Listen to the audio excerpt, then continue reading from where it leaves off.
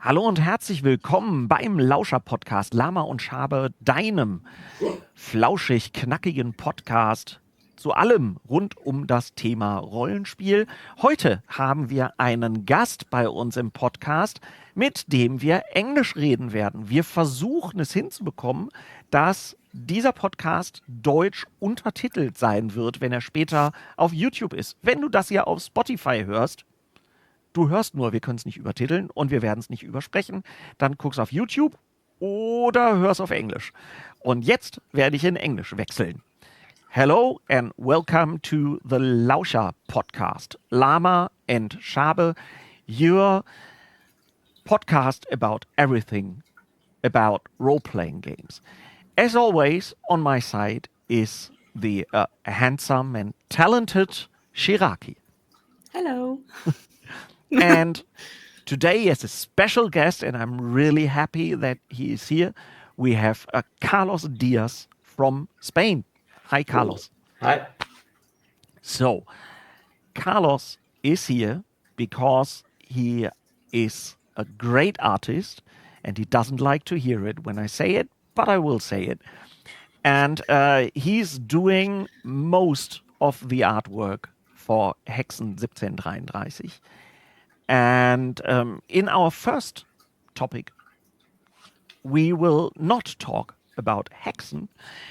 We will talk about nerdism and role-playing in Spain. But first of all, would you like to introduce yourself to the handful of people in the world who haven't heard of you? I guess those are a lot of people. I'm Carlos Diaz, and I'm the lead artist for Hexen role-playing game, and I've been working in the game for about 7 years now, I guess, since the very beginning of the first crowdfunding, and first as a freelancer, and a couple of years later, I became sort of lead artist in an official way. And I also freelance for other companies like Fantasy Flight Games in the Legend of the Five Rings card game. I did also Mungus Publishing for Traveler role-playing game, and several video games like Legend of the Cryptids and such mobile games for now seems forever since I did that. And coming soon, I will be part of Vampire: The Eternal Struggle, the Vampire Masquerade card game for Black Wow. Century, and a lot of private commissions for fiction authors, mainly in Australia and UK, since I'm also the cover artist for the fiction magazine Grimdark magazine. Wow. This sounds like you have a lot of work on your table. Really a lot. Most of the times, yeah. I do. So when did you start in the hobby, in role playing, nerdism, fantasy? How did it all start? I guess when I was a child, we can say 4, 6 years old, I became into all these all age of anime and fantasy movies, etc. But roleplay games, I think I started when I was 10. That Okay. was 1991, I guess. Which game did you start with? First one was a Lord of the Rings role-playing game. It was a tricky edition we had here in Spain. It was the Rollmaster Simplified Rules in a way. Wow. So you got in the hobby the hard way. Yeah. So Rollmaster is even if you tell me that there were simplified rules, uh, Rollmaster was quite hard to master. Yeah, too many tables. Yeah, but this edition have quite fewer tables to check in every roll. Um, how is the role playing scene, not the industry, but the nerd scene in Spain? Perhaps nowadays it's a little bit better because we had war on witch hunting back in the 80s and 90s, just like in US. We Oh, had okay. quite,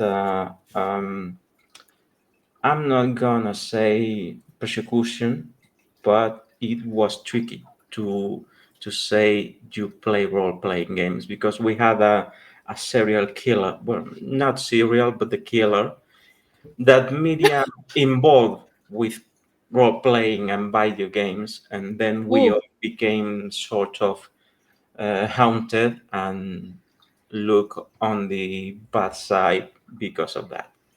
wow. Yeah. Spanish satanic panic. Cool. Yep. You, Whoa. you Very. really had a Spanish killer who was associated with role playing games? In fact, a couple. A Oh, couple. Yeah, in the early 90s we had one, and later in almost 2000 we had another one.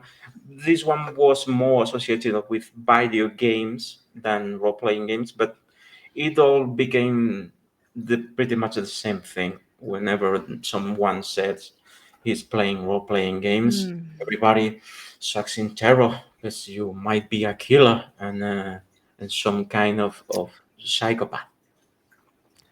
Wow. By the way, it can be true, but it Yeah, doesn't have yeah, yeah. anything to do with but role It playing. Yeah. can be there's a both. difference between cause and correlation, ne? Yeah. Um, did you had some consequences in person? How was it? Were the teachers in school just talking to you when they heard you are a nerd with role playing? Yeah, we had to let them read the books. We had to give them and tell them this is just a game. This is just like any other tabletop game. There's nothing involved in in any illegal activities. It's just a game. But it was tricky to make those minds with all the media, not information, but somehow manipulation Yeah, Mhm. for the regular peasant that there's nothing wrong with a tabletop game, just like Monopoly or something like that. But sadly, Spain was and still is somehow a superstitious place with quite a number of tricky people, mm, to, let's say, redneck is the word, or yeah. something Yeah. like that. Spanish rednecks. Yeah, a lot. Yeah. Mm. And you are in a big town in Spain, aren't you? I was, and now I'm living a few kilometers away from Madrid. That's my hometown. I had to leave now. It's almost impossible to pay the rent in Madrid now. So Yeah. Mm. The problem, like we have in every country in the world, nearly, that you can't afford to live in the big cities. But this is not our. no. Um, do you have any kind of conventions? Yeah, we did. I even used to work for one as a security guard and something like that. Um, yeah, the most famous is our comic saloon in Barcelona. That's the most famous one. And then slowly but steady, they are gathering together somewhat a couple more in Madrid, more related into comics and anime, since all the manga boom and Mhm. the hobby became wider for wider audience. But specifically for role playing or games, mm, I am afraid they are most focused into the video game industry Mhm. instead of the tabletop ones. This is interesting because there's a big difference between the Spain role playing scene and the German. Because in Germany we have in nearly every town there is more than 50,000, I think. There is even a small group of role players gathering and doing a small convention. Most of them are about, I think, 30 to 50 visitors. So Mm-hmm. really small conventions, but there's some gathering 2,000 visitors. So Yeah, this is a yeah, total yeah. I different. guess you have some more support from authorities, maybe because we have none. There's None. Okay. pretty much no help from institutional help or even places for us to make those things. It must be a private company or private enterprise that runs the the convention. Um, in this atmosphere of prejudice, Mhm. um, when maybe you don't know, but when was there the first company, or is there any Spain company doing role playing games? Back then, the most famous and the one who published the Lord of the Rings version I was talking about, and also the Call of Cthulhu one, it was a Hmm? company called Jock International. I don't know why it's international, but it says on the name. It sounds great. And that was the main one. They Hmm. used to publish also some Steve Jackson games translations, just like Car Wars and even Traveler, I think, and the old D6 Star Wars game. Then I think they go bankrupt, and the most famous I think now must be Edge Entertainment, that get somehow related to a French division. Must Mhm. be a side to side company in both ways, both places. And there's also a couple of miniature games, but not so big. That made us uh, go to the shops for import material, getting Hmm. mostly from UK and US, and got to translate ourselves. Is there any role playing game that is origined in Spain? Yeah, yeah, quite a few. We had something pretty similar to Accent. It was called Aquelarre. It was a game from the mid 90s and had several versions. Even I think the last one was from 2003 or 5, maybe. Also, our own superhero game. That's Iberia. It's called Superheroes Inc. I think. And we had uh, yeah, I think there were quite a few, not big hits. Mhm. I think Aclare must be the biggest selling one. There's one I heard of, I think. Is it Raven, the Edgar Allan Poe role playing game? It only came out in Um, English, but I think it was a Spain company. I don't know, maybe Yeah. there are quite a few, but small, really small ones. They are mostly held by fans Mhm. themselves, publishing their own book instead of big companies.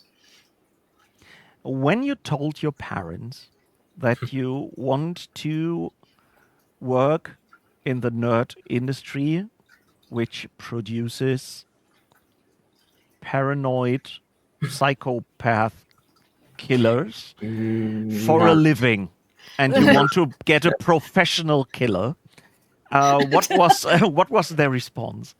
I that situation never came up.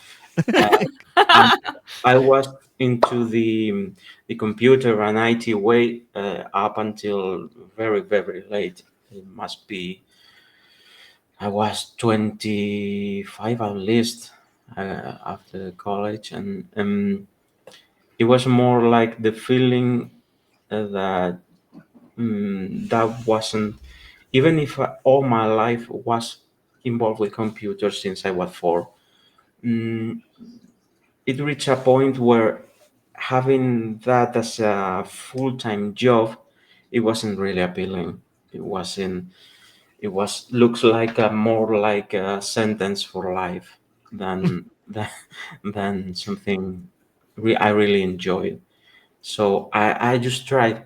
I just tried. I said I like painting. I like drawing. So I saw on a game, a video game. I saw one of those speed paintings done with a tablet back in the day on an old Xbox 360 game.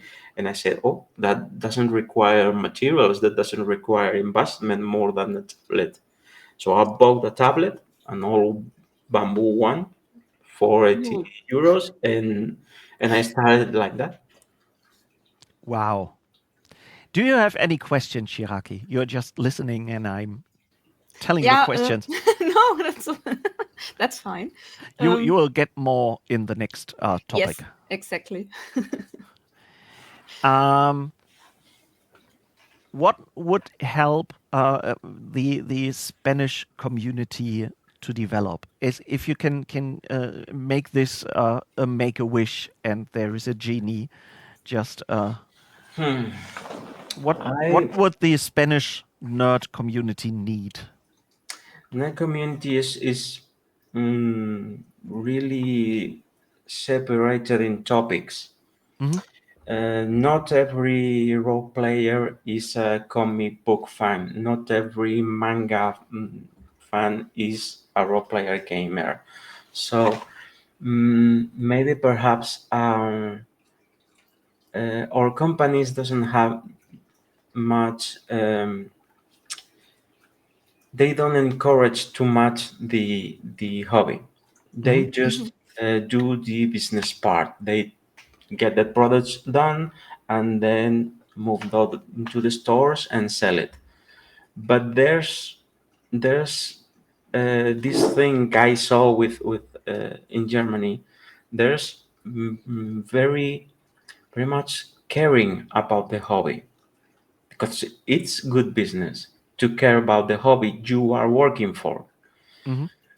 We had games that published a lot of books, lots every month, and but they didn't care about how the hobby is perceived, and they didn't care for newer players to come into the hobby.